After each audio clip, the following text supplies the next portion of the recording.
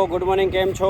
આજે વાતાવરણ થોડુંક વરસાદ જેવું છે, બધું ઉપર અંધારો છે, તડકો નથી. અને આપણે રાજુભાઈ ચવાણની વાડી આવ્યા છીએ. છે ને આ બધા જામફળના ઝાડો આવેલા છે, એ સુકાઈ ગયા છે, બધા ઉખડે છે વચ્ચેથી. તો સામે એક્સકેવેટર મશીન લાગેલું છે, જેસીબી પરસોત્તમભાઈનું છે, વળવાવાળા. આ બધું ભેગું કરીને આપણે છે ને ઈંધણા થાય એના માટે, ઠાકોરના માટે ટોલી ટ્રેક્ટર લઈ આવે છે, ભરી દઈશું. પછી અત્યારે વરસાદમાં શું છે, બીજી જગ્યાએથી ઈંધણા થાય એમ છે નહીં, એટલે અહીંયા લઈ આવ્યા છીએ. તો આંબા વાવેલા છે, વચ્ચે વચ્ચે છે ને ઓલું છે, જામફળ છે વચ્ચે. અહીંયા પણ હતા, જો આ બધા કાઢી નાખ્યા છે. પરસોત્તમભાઈનું આ એક્સકેવેટર છે નાનું, જેસીબી 81.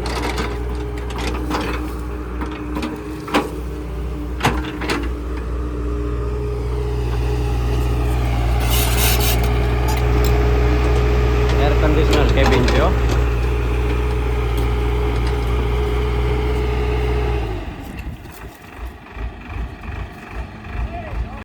આમાં છે ને મિત્રો આગળ છે ને લોડર બકેટ લાગેલું છે ધક્કો દેવા માટે.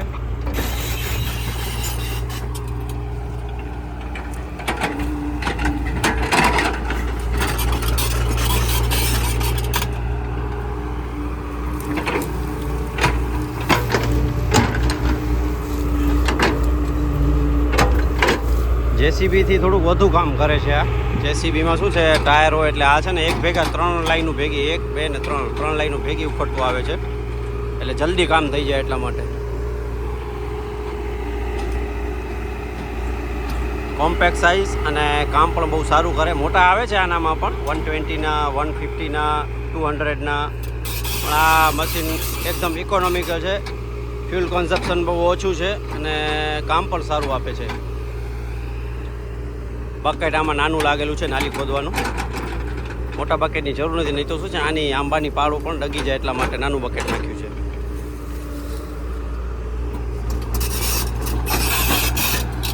શું કારણથી સુકાઈ ગયા છે એ રાજુભાઈને પૂછવું પડશે, શેના કારણે સુકાઈ ગયા છે.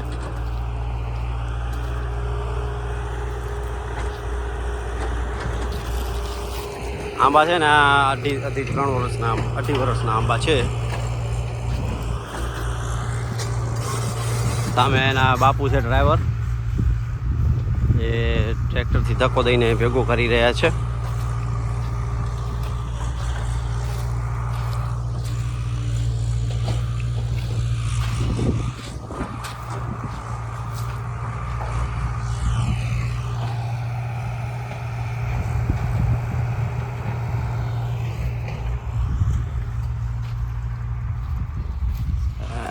આ એની જમીન છે, આ છે એક ઓ બાજુ છે, નીચે છે આ બાજુ. સામે બતાવીશ તમને પછી ટાઈમ મળશે તો.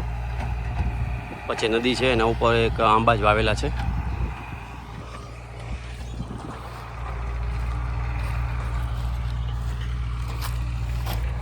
હા છે ને બધી જો પાડવાની સુકાઈ ગઈ છે, બધી દેખાય છે, ફંગસ લાગી ગઈ છે. શું રીઝનથી છે એ તો હવે રાજુભાઈનું પૂછવું પડશે, એના કારણે સુકાઈ ગયા છે. તો મિત્રો આનામાં છે નીચે પાળોમાં ફંગસ આવી ગઈ હતી એટલા માટે સુકાઈ ગયા છે. ને બીજું શું, રોટાવેટર અહીંયા ખેડું છે ને, પાળો કપાઈ ગઈ છે આની. અને ખેડની જરૂર નથી હોતી બહુ ઊંડી ખેડની, નહીં તો આંબાની જે માની પાળું છે ને નીચે નથી જતી, ઉપર જ રહે છે. આ છે ને આંબા જો કટિંગ કરાવ્યા હતા, જો બધા આવી રીતે કટ મારેલા છે. જો અહીંયાથી આ બધા કટ માર્યો અહીંયાથી, એટલે 4 ડાવ, કેટલી 1 2 3 4 ને 5 ફૂટી છે નવી. અત્યારે કટિંગ કરવાની સિઝન છે, કટિંગ કરી દો એટલે મસ્ત નવો ગ્રોથ આવી જાય. અને નાના હોય ને ત્યારથી જ નીચે કટિંગ કરી દો એટલે વ્યવસ્થિત કેનોપી તમારી આવી રીતે મેન્ટેન થઈ જાય.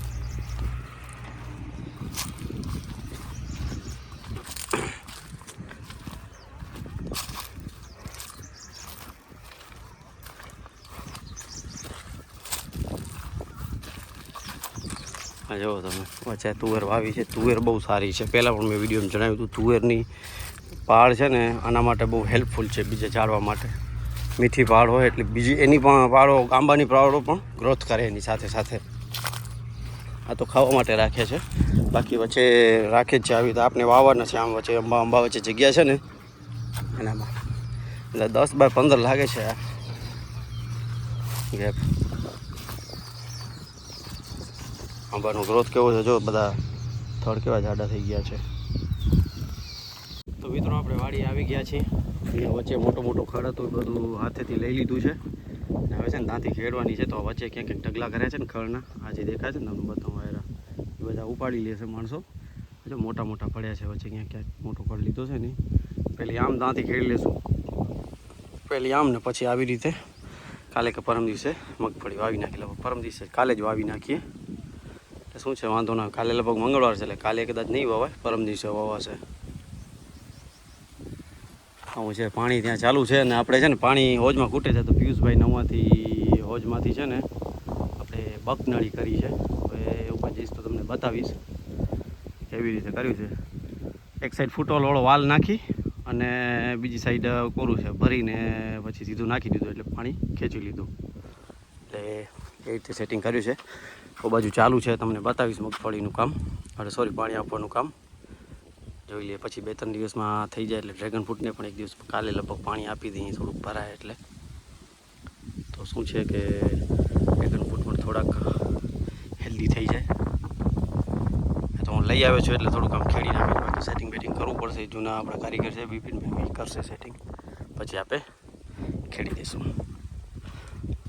તો ચાલો ત્યાં તમને બતાવું કેટલું શું છે. આ ડોગી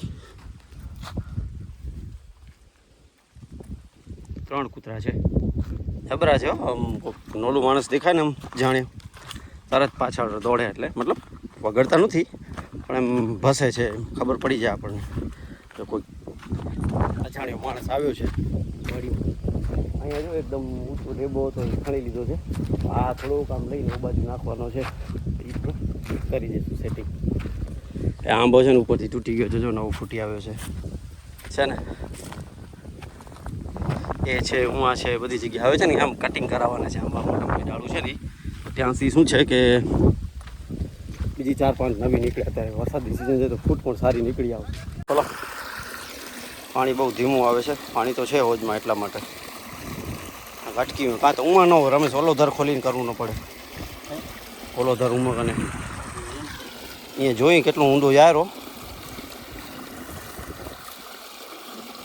પાયર આમ લાંબો કરો, પાય ના નાખી. હવે આપણે છે ને નીચલો ડાળીઓ આ બધા પીવાઈ ગયા છે. આ કાલે આપણે રમેશે પીવડાવી નાખીએ છે. બાજુનું છે ને તારે હજી 5-7 રહ્યા છે, ને પછી સાંજ સુધી આ પણ પૂરું કરી દઈશું. પાણી તો છે જ, એટલે આમાં બહુ નથી પાળિયા, 20 જેવા છે, 20-25 જેવા. પાણી બહુ ધીમું આવે છે, નહીં તો પાણી એટલો ખુલ્લો ને એટલે આમ પકડાય ને એટલું પાણી આવે. બહુ જ ધીમું આવે છે પાણી. આ માટી એ નીચે આમ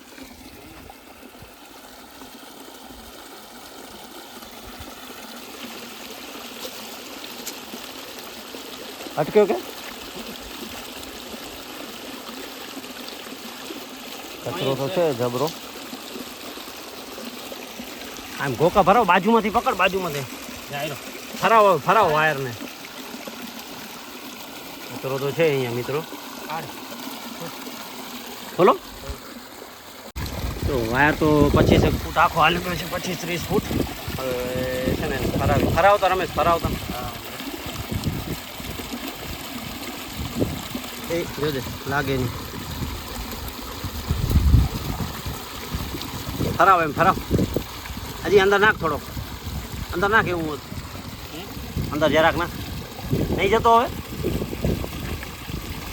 નથી અટકી રહ્યો.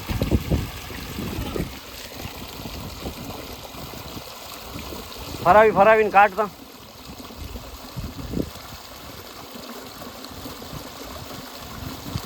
જબરદસ્ત અટકી ગયું છે કંઈક વસ્તુ. મને લાગે નાળિયેર બાળિયેર કંઈક એવું લાગે છે. મોટો કચરો હશે, કંઈક કુણીઓ કે એવું કંઈક, કાં તો પછી એક મોટી વસ્તુ પહેલાં કપડાની કેવી અટકી ગઈ હતી ને, હું ત્યાં એવું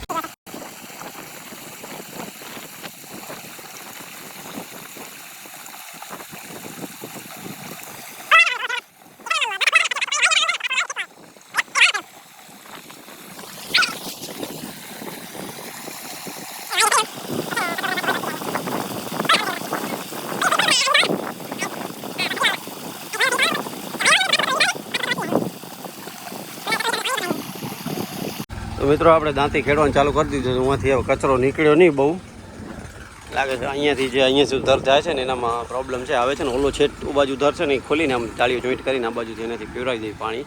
એ બાજુથી વધુ આવે છે. આટલામાં જ ક્યાંક ભાગમાં કચરો આવી ગયો છે. નિરાતે એ નવરાશું ત્યારે કરી દઈશું. ખેડવાનું ચાલુ કરી દીધું છે. આ પેલું આમ ખેડી દઈશું ને પછી કાલે સવારના આમ ખેડી દઈએ એટલે પછી શું છે ક્લિયર થઈ જાય એકદમ. પરમ દિવસો પછી કાલે મંગળવાર છે એટલે અવશ્ય જમીનનું કોઈ કામ થાય નહીં. પછી પરમ દિવસે સવારના કરી દઈએ. તો ચાલો વિડીયોને કરી અહીંયા એન્ડ. ચેનલ પર નવો તો ચેનલને સબસ્ક્રાઈબ કરી દેજો, વિડીયો શેર કરજો, લાઈક કરજો, બેલ આઇકન દબાવવાનું ના ભૂલતા. ચલો બધાને જય શ્રી રામ, આવજો.